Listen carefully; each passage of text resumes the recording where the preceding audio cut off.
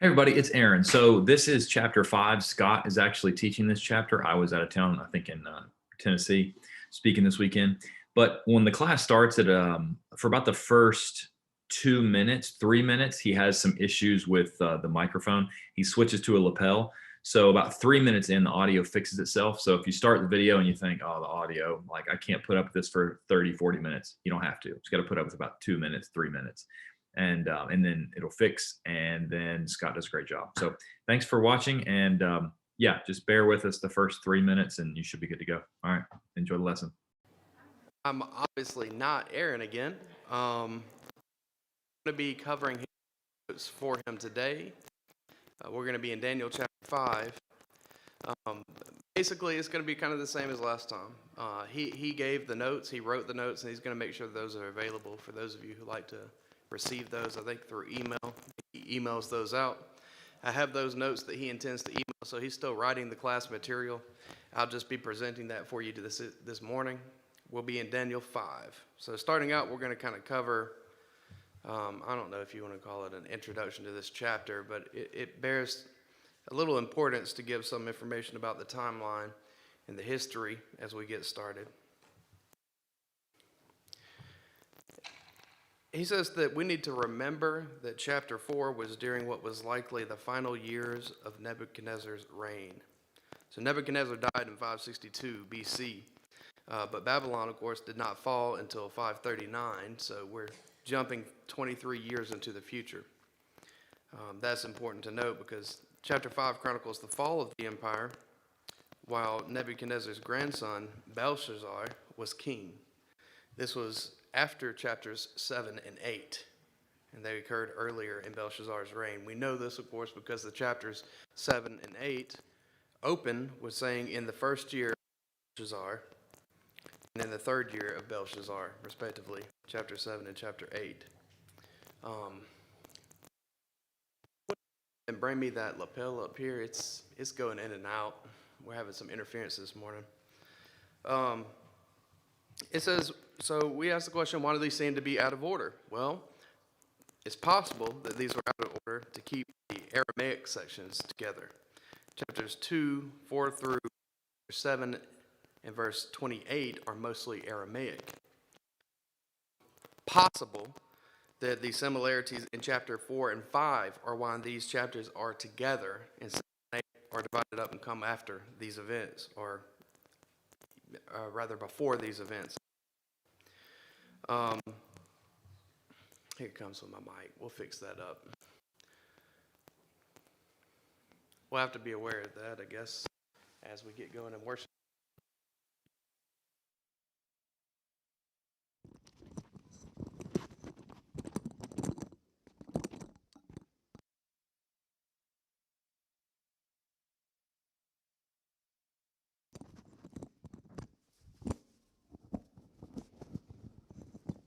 All right, how's that? I'll go ahead and mute this one so we don't have any issues. Sorry about that. Again, these are probably written in this order, or possibly they're grouped in this order, the way that the Bible as we have it now is laid out, simply because, well, maybe it's because they wanted to keep the Aramaic sections together, and maybe it's because chapters 4 and 5 have a lot of similarities, such as arrogant, proud kings defying Yahweh, the vision that they needed to interpret, Daniel interpreted, possibly God's judgment coming on them. So to keep in order, though, with the order that we have today, the order that we find in our English Bibles, we'll continue with chapter 5 and what we're going to cover. So the history at the time of chapter 5 and the time of Babylon's fall. This was, starting out, it mentions a feast. This was not a feast during a time of peace, but the Medo-Persian armies were actually coming after Babylon, right? So the armies were surrounding. They were the armies of Cyrus, the Persian, had Babylon surrounded, and they were trying to wait them out.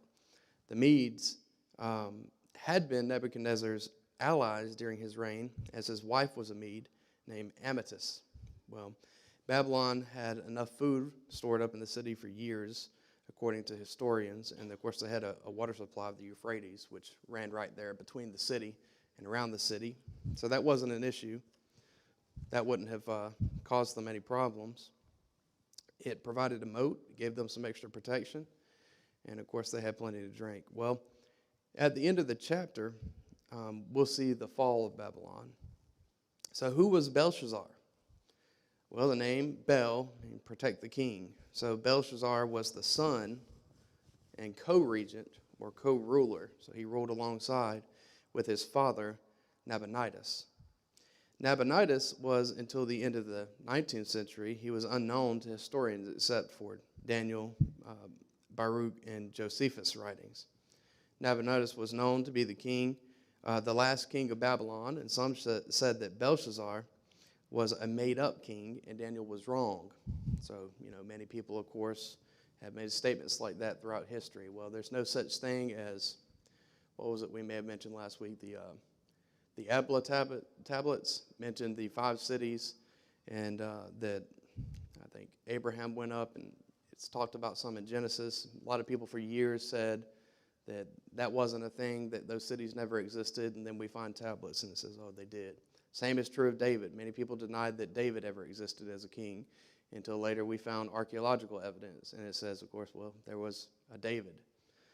We don't have an issue with that as those who believe in the Bible and trust God, believe in the inspiration of the Scriptures, but many people have tried to use those kind of things to accuse the Bible of being inaccurate. This is a kind of similar issue with that. So they believed that Belshazzar was made up and that the book of Daniel was wrong. They tried to use that as a way to say it's invalid, you shouldn't trust it. Well, in 1854, a British explorer uncovered a cylinder that contained a prayer for the long life and good health of Nabonidus and for his eldest son, Belshazzar. That's from Alan Millard, Daniel, and Belshazzar in History. Other historical evidence shows that while Nebuchadnezzar served Marduk, Nabonidus, his mother, Nabonidus' mother, was a priestess for the moon goddess Sin. And this made Nabonidus unpopular with the Babylonian priest. So he left the Timon, which is, I think, the temple, to restore a temple to Sin there, and he entrusted the kingship to his oldest son. That's what we're talking about here, Belshazzar, his firstborn. Since the evidence from about 37 texts from that time of Nabonidus has shown that he resided at Timnah in Arabia, which is about 500 miles south of Babylon, for most of his 17-year reign, and it was apparently for religious reasons. So during these long absences, it was Belshazzar, the crown prince, who ruled the empire. And that has some significance when you look at why what offer he made to Daniel was what it was. He said, I'm going to make you third in the kingdom. That's because he was second. He couldn't make him second, of course, being that's the position he held. This is why Daniel 5, 16, and 17, of course, mentioned that. So him being the third. While Belshazzar is called the son of Nebuchadnezzar, Daniel 5:22, and also in Daniel chapter 5, verses 2, 11, 13, and 18, his father, we need to remember that this is how people back then spoke of relatives. They would say they were the son of this or that, and they might point to an individual that was well-known or more well-known or respected, and they're from that line. Some have wondered if he married a daughter of Nebuchadnezzar. Possibly he's referred as that because he did so there as well. Both are possible. So, chapter 5, verse 1, go ahead and get started into the actual text. And it says, Belshazzar, the king, made a great feast for 1,000 of his lords and drank wine in the presence of the 1,000. So, we mentioned earlier, well, what kind of feast is this or what's going on? Well, I mean, it's a feast for 1,000 people. Large feasts of this kind were not uncommon during ancient times. And a commentator mentions that the great feast was given by Oriental potentates, and they were notorious for their extravagance. Well, that's true.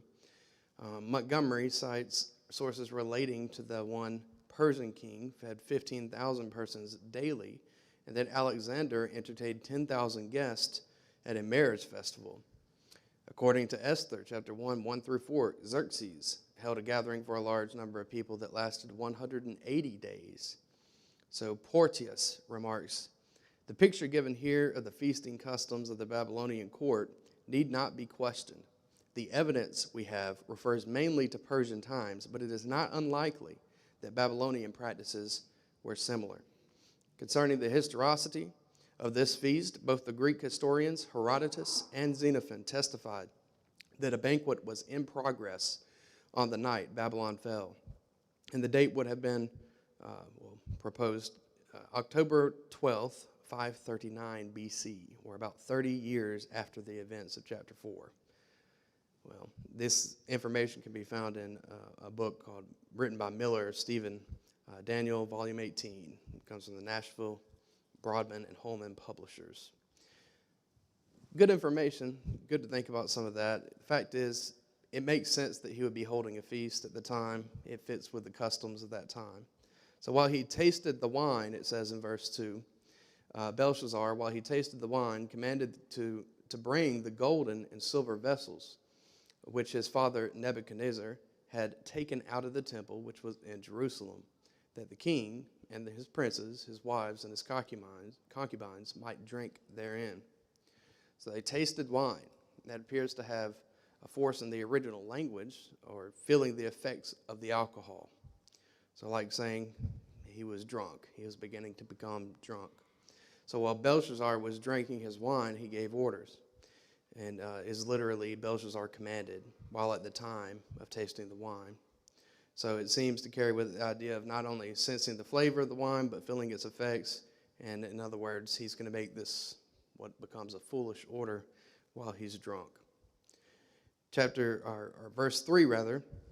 Then they brought the gold vessels that had been taken from the temple of the house of God, which had been in Jerusalem.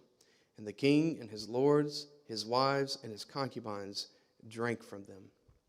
2 Kings chapter 24, verses 13, chapter 25, verse 15, and Daniel 1, 2, as well as Ezra chapter 1, 7 through 11, give accounts of when they were taken, and also when they were returned after the captivity. That is, when the vessels were taken. Again, if you want all of these references, I know he's willing to email these out, and he's doing so on a list right now. It says in verse 4, they drank wine and praised the gods of gold and silver, bronze and iron, wood and stone. So what was the purpose of this banquet? Well, outside of the city walls camped the Persian armies, according to the Nabonidus Chronicle. The Babylonians had suffered a crushing defeat just days before at the hands of the Persians, and Nabonidus had fled. Only the great city Babylon remained unconquered, and the situation appeared bleak. So you have to ask that question. That's a good question. Why were they having a feast? If everything's falling apart around them and the country's being destroyed and the last thing standing is the main city, why have a feast?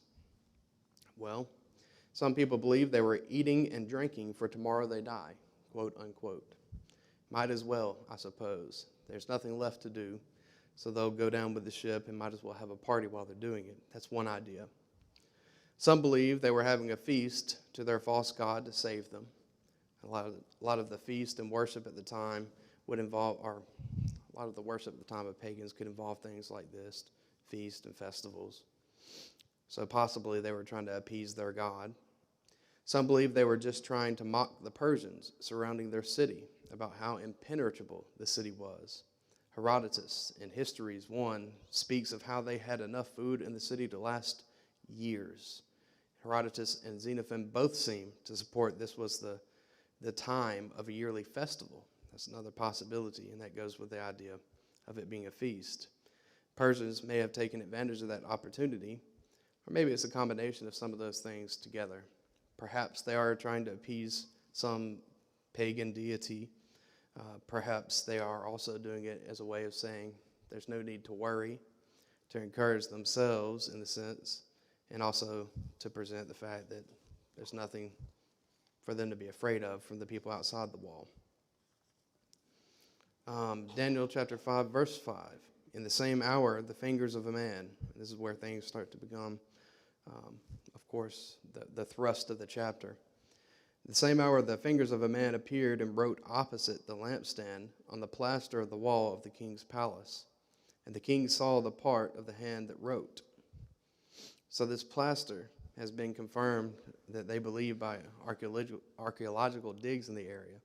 Coldway, who led a number of excavations at Babylon beginning in March 1899, commented that the walls of the throne room were washed over with white gypsum. In other words, it makes some sense about the material that you can imagine it be. This commentary in notes on 5.5 actually explains why they believe they've found the throne room and describes the color and images on the bricks in the ruins. And Miller, Stephen Daniel is that commentary. We've mentioned that again earlier, but that's the one that he's referencing a lot. Verse 6, then the king's countenance changed, and his thoughts troubled him, so that the joints of his hips were loosened and knees knocked against each other. The king cried aloud to bring in the astrologers, the Chaldeans, and the soothsayers. And the king spoke, saying to the wise men of Babylon, whoever reads this writing and tells me its interpretation shall be clothed with purple and have a chain of gold around his neck, and he shall be the third ruler in the kingdom. Now all the king's wise men came, but they could not read the writing or make known to the king its interpretation. Then King Belshazzar was greatly troubled. His countenance was changed, and his lords were astonished. The queen, because of the words of the king and his lords, came to the banquet hall.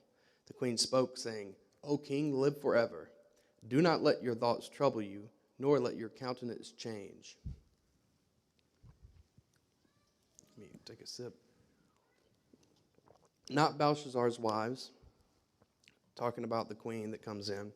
As Daniel 5:1-2 mentions, his wives were already there. So some believe this queen to be Nebuchadnezzar's wife. Most likely, this was Nabonidus' wife, or a daughter of Nebuchadnezzar, named Nitocris. Herodotus and Josephus identify her as Nitocris, and I might be butchering that, so you'll have to forgive me on the pronunciations, right? But it's Nitocris, Nitocris, I don't know. Somebody has a better idea. There's a lot of gentlemen here that have studied this just as much. Verse 13, then Daniel was brought in before the king, and the king spoke and said to Daniel, are you that Daniel who is one of the captives from Judah, whom my father, the king, brought from Judah? So Daniel would be an old man by this time. We're talking about, what we say earlier, 563 BC. He would have been led away in the captivity, and this is quite a while after that. That would have started first when, was it 612, the first leading away, I think is right. So this is some years later. This is some time. He had served Nebuchadnezzar his entire reign, which would have been about 43 years. And if 17 at the time of captivity, serving 43 years, he would have been around 60 when Nebuchadnezzar died. And then you add another little bit of time, so possibly 78 when you add about 18 years of other kings ruling between the time that Nebuchadnezzar died and the time of Nabonidus, when the city would have been laid siege. So Daniel has already had visions in chapter 7 and 8 of Medo-Persia conquering Babylon. And again, that's some of the importance about why explaining, the significance of why 7 and 8 are actually before chapter 5. He's already prophesied this happening in a sense. He's already talked about, even in the vision of the statue that we've talked about before. I think, was it chapter 3 maybe? 2 and 3. The head of gold being Babylon, those below it, well, that next part, that silver, that's what's happening now. This is the beginning of that. So Daniel likely already knows of what's going on here. Isaiah 13:17, Isaiah 45:1, and 47:1-11 have some bearing on this. Let's stop there and pause for a second and ask, does anybody have any questions or comments so far? Maybe they got something you can add. We got a lot of preachers and men of experience here. Maybe you can add something in if you want. I say men. Ladies might know something too. I don't mean to exclude them, and not at all. But anybody have any comments or questions? All right, we'll keep moving on. Verse 14, I have heard of you that the Spirit of God is in you, and that light and understanding and excellent wisdom are found in you. Verse 15, now the wise men, the astrologers, have been brought in before me, that they should read this writing and make known to me this interpretation. But they could not give the interpretation of this thing. And I have heard of you that you can give interpretations and explain enigmas. Now, if you can read the writing and make known to me its interpretation, you shall be clothed with purple and have a chain of gold around your neck, and shall be the third ruler in the kingdom. Montgomery cites ancient sources such as Xenophon and Herodotus, indicating that purple, of course, was the color of royalty. And most people are familiar with that idea, but during the Persian time, the period of the Persian period, the gold chain mentioned could be worn only by persons of rank, and it was especially given by the king as a special compliment. It could only be worn if one was presented it by the king. Verse 17, then Daniel answered and said before the king, let your gifts be for yourself, and give your rewards to another. Yet I will read the writing to the king and make known to him the interpretation. O king, the Most High God gave Nebuchadnezzar your father a kingdom, majesty, and honor. And because of the majesty that he gave him, all peoples, nations, and languages trembled and feared before him. Whomever he wished, he executed. Whomever he wished, he kept alive. Whomever he wished, he set up, and whomever he wished, he put down. But when his heart was lifted up, and his spirit was hardened in pride, and he was deposed from his kingly throne, they took his glory from him. Then he was driven from the sons of men. His heart was made like the beast, and his dwelling was with the wild donkeys.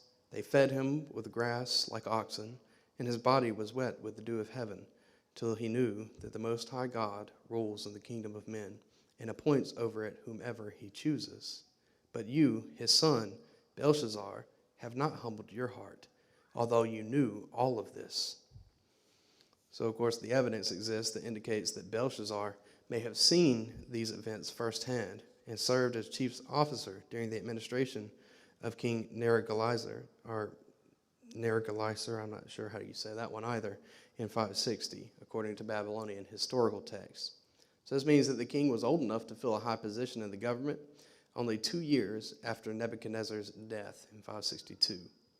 So since Nabonidus was an official in Nebuchadnezzar's administration, Belshazzar would have lived in Babylon and would have observed personally the last years of the great king's reign. Thus, Daniel's rebuke is even more understandable. He knew all these things to be true. Belshazzar had seen with his own eyes that what had happened to the king, and yet had refused to humble himself before the Most High God. And if you remember some other times of your study or reading through, that's talking about the period when the king essentially was driven out like he was a madman and lived in the field with the animals. And he did so until he made the admission that he was not as high as he thought he was, and that God was the ruler and true controller over the nations, including himself. So Belshazzar would have known this and seen this. He would have seen what had happened to Nebuchadnezzar. He would have been aware of that time period. Yet nevertheless, you see him operating in such a prideful way, and surely he would have had knowledge of who was the God of Daniel and the other Jews that had been taken, that Nebuchadnezzar had this experience with. So he would have this knowledge and awareness of what went on with Nebuchadnezzar, who or what God, according to the way he would have viewed things, had done this to him, but nevertheless he refused to humble himself. And then he called for the vessels from the temple. It's kind of amazing to think that a man could be aware of God's power in such a potent and real way. You know, we read of it and we have faith and we understand the Bible to be true. That's quite, I don't know, to me it's quite extraordinary that a man can look at God demonstrating his power directly as well, and still, having heard some prophecy, having heard the Jews speak of things and then see what happened, still refuse to humble himself. Of course, we see that over in the New Testament as well, when the Pharisees and Sadducees and other factions of the Jews had seen and heard what Jesus had done, yet still refused to humble themselves. So it's not a shock or surprise truly, I suppose, but it's amazing to think that he would have known this and still refused to do so. Verse 23, and you have lifted yourself up against the Lord of heaven. They have brought the vessels of his house before you. You and your lords, your wives, and your concubines have drunk wine from them. And you have praised the gods of silver and gold, bronze and iron, wood and stone, which do not see or hear or know. And the God who holds your breath in his hand and owns all your ways, you have not glorified. I think this really kind of leans me towards that conclusion that they're trying to appease some pantheon of gods, someone that they think is going to save them and help them. They've obviously brought these vessels in, and they're going to use them. Why he did it, I don't know. I don't know exactly. I mean, I don't think that the text gives any indication that he was doing it to spite Jehovah, that he was doing it to spite the Jews. Perhaps he thought that these things taken from some temple were somehow mystically imbued with power, and him using them in this worship to these idols was going to make it better. I'm not sure. But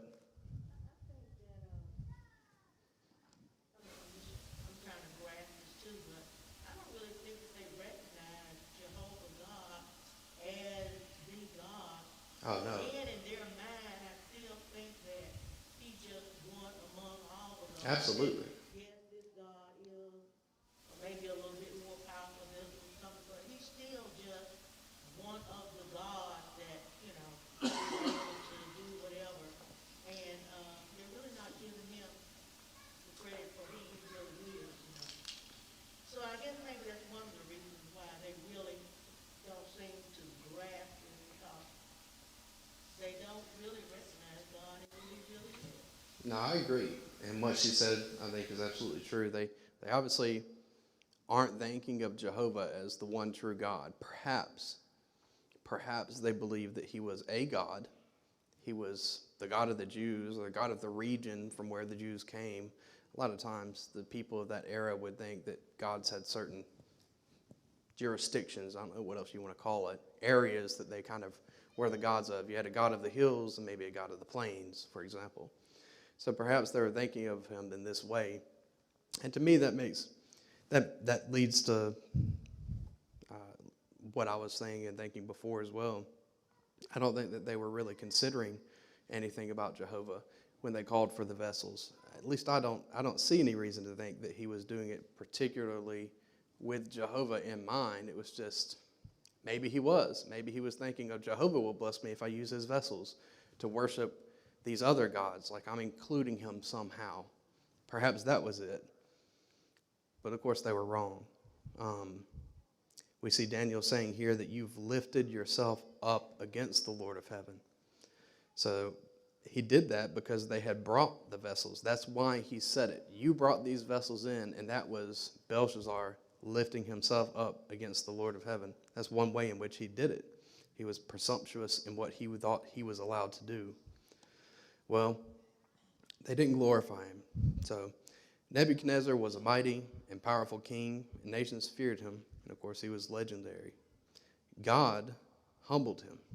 So therefore, the question is, who are you, this third down or second down or whatever from him since he reigned? I guess he would be even the co-regent to Nabonidus. Who are you, right?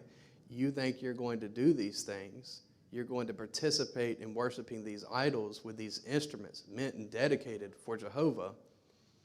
And you know what happened to Nebuchadnezzar when he did that. So who are you? Why do you think you can get away with doing this, I suppose is the question. So why would he want to defy Yahweh? The fingers of the hand in verse 24. It says, then the fingers of the hand were sent from him, and this writing was written. And this is the inscription that was written. I may not say it right, but many tekel upharsin. Tekel, I think, has been suggested as an alternate for shekel. So that's why I say it that way. But they're all measures of weights or terms used. Many or mina is a measure of weight, as in 1 Kings 10:17 and Nehemiah chapter 7, verse 71 through 72. Tekel, again, possibly an alternate spelling for shekel, and upharsin, a word which means divided. So the message was, if we put it in English, numbered, weighed, divided. They likely would have had someone around who might have known what the words were, but definitely not what they meant. So even if they were able to look at the wall and someone to say, well, the words mean numbered, weighed, divided, that would have, what does that mean? Why? What's the significance of that? Like, to see that written on a wall, even if whether you know what it says or don't know what it says, even if you know, you're still going to say, okay, numbered, weighed, divided, what's the point? So Daniel would interpret. Verse 26, it says, this is the interpretation of each word. Many, God has numbered your kingdom and finished it. Tekel, you have been weighed in the balances and found wanting. Peres, or I hope I'm saying that right, your kingdom has been divided and given to the Medes and Persians. So then Belshazzar gave the command, and they clothed Daniel with purple. They put a chain of gold around his neck, and they made a proclamation concerning him that he should be the third ruler in the kingdom. So that very night, Belshazzar, king of the Chaldeans, was slain by Cyrus and his army. One night, Daniel was, I guess, most similar in my mind to the position Joseph would have held in Egypt, something like that. He wasn't the king, just as Joseph wasn't Pharaoh, but he was the only person that was nearly as powerful as the person holding the throne, I guess you could say. He was third in the kingdom. Of course, Nabonidus being the number one, Belshazzar being two, the co-regent, he was just below them. In Aramaic, verse 531 is grouped with Daniel 6:1. Aaron here has a note about that. He says it's showing the same Darius in view. The same Darius or Darius, however you prefer to say that. It's the same Darius of Daniel chapter 6, verses 1 through 28. So there's no need to see different ones. Some people may. He is 62 years old when he takes the kingdom. Daniel 5:31. He is the son of Ahasuerus, Daniel chapter 9 and verse 1. And racially, he was a Mede. Daniel 5:31, 9:1, and 11:1 point to that. So we're transitioning who we're talking about here. We're talking about Darius or Darius. And is placed over the Chaldean realm in Daniel 9, verse 1. Verse 31, of course, says, and Darius the Mede received the kingdom, being about 62 years old. So how did this happen? What way did they conquer the city, I suppose?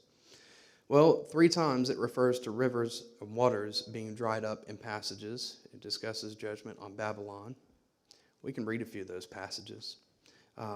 Someone want to get Isaiah 44, verse 27?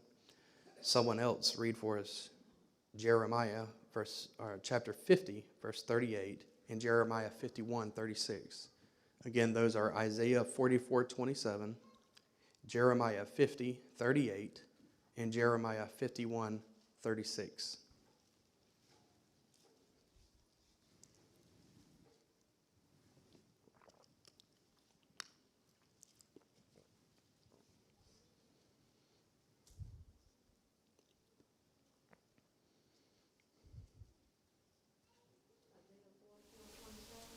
Yes, 44:27.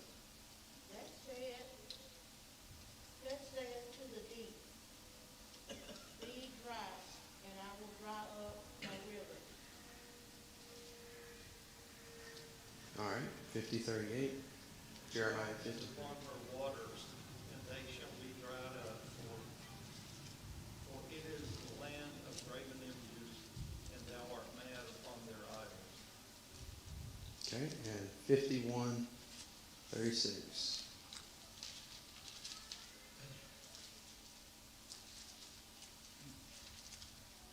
Therefore, thus says the Lord, behold, I will plead your case and take vengeance for you. I I will dry up her sea and make her springs dry. Right.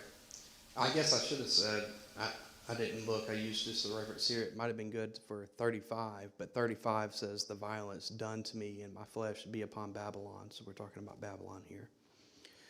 So history records how it happened. Herodotus in Histories 190, which was a 5th century Greek historian, 5th century BC, so 500 years before Christ, just a very short period after these events. He wrote, having, however, thus wreaked his vengeance on the, another word I'm going to struggle with, but Gyndes, Gyndes, by dispersing it through 360 channels, Cyrus, with the first approach of the ensuing spring, marched forward against Babylon. The Babylonians, encamped without their walls, awaited his coming. A battle was fought at a short distance from the city, in which the Babylonians were defeated by the Persian king. Whereupon they withdrew within their defenses. Here, this is the Babylonians, here they shut themselves up and made light of his siege, having laid in a store of provisions for many years in preparations against this attack. For when they saw Cyrus conquering nation after nation, they were convinced that he would never stop and that their turn would come at last. Cyrus was now reduced to great perplexity. As time went on and he made no progress against the palace, in this distress, either someone made the suggestion to him, or he bethought himself of a plan, which he proceeded to put in execution. He placed a portion of his army at the point where the river enters the city, and another body at the back of the place where it issues forth. Again, if you imagine Babylon, it's a city with a river running straight through it. They would have had some defenses where the river enters and where it exits, but it would have still been allowed to flow through the city. So he's going to place a portion of his army at both parts. He gave them orders to march into the town by the bed of the stream as soon as the water became shallow enough. He then himself drew off with the unwarlike portion of his host and made for the place where Nitocris dug the basin for the river, where he did exactly what she had done formerly. He turned the Euphrates by a canal into a basin, which was then a marsh, and on which a river sank to such an extent that the natural bed of the stream became fordable. Hereupon, the Persians who had been left for the purpose at Babylon by the riverside entered the stream, which had now sunk so as to reach about midway up a man's thigh, and thus they got into the town.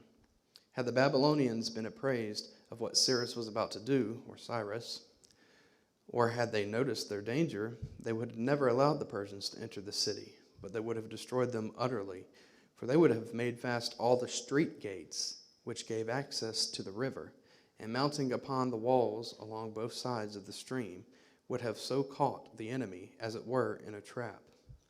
But as it was, the Persians came upon them by surprise, and so took the city.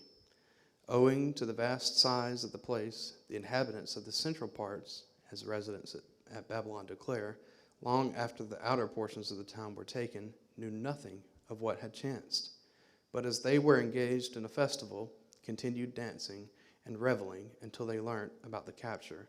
Such then were the circumstances of the first taking of Babylon. And he has here, you can read the full account on livius.org, and he gives a full link that'll be available in the notes. So basically, again, another historian, Herodotus, there in the 1st century, he says this was a time of a festival. So it very well could have been all of those things we mentioned earlier. Perhaps they were taking these vessels, they were going to drink from them because it was a festival, but it was a festival to what? A religious festival, so they're trying to appease these gods and they're trying to ask for help. And those are the reasons that they would have been doing so.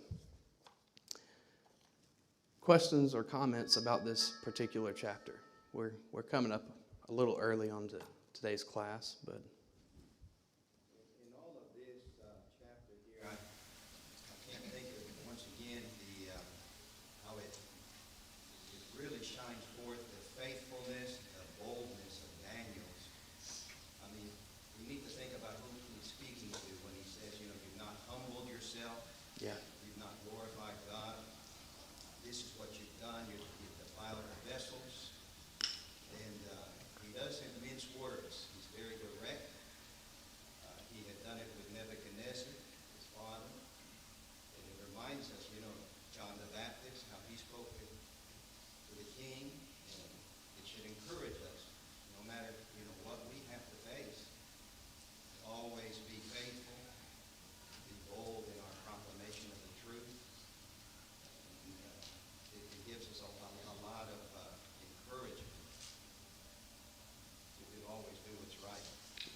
That's absolutely true. Same lesson we've been learning, that if you are committed to God, you're committed to faithfulness, when you're put in the position where you need to say something that could cost you your life, as long as you know what, I suppose it's kind of the idea of integrity. You know before something happens what you're going to do when it happens, so you don't have to think about it right then and there. Daniel was already prepared to give his answer, so to speak. We talk about that passage over in the New Testament. Be ready always to give an answer to every man that asketh you, a reason of the hope that is in you. It's sort of that principle that we're seeing here. Daniel knew he served Jehovah, and it didn't matter who he was going to talk to. He was going to stay faithful to Jehovah, regardless of that, to God, even though there was a great reason to fear that the man might put your life out. He might snuff you out, so to speak, as he tried to in the previous chapter that I substituted for with the 3 other young men when it was Nebuchadnezzar. So absolutely, you want to talk about a character study, you'd have to include this if you were talking about Daniel, the character that he showed as a man of God. Yeah, it's a good comment. Anyone else have comments, questions, or something they want to point out about this chapter of Daniel? All right. Well, if that will be it, we will end, let's see, it's 9:42, 3 minutes early. I appreciate your time.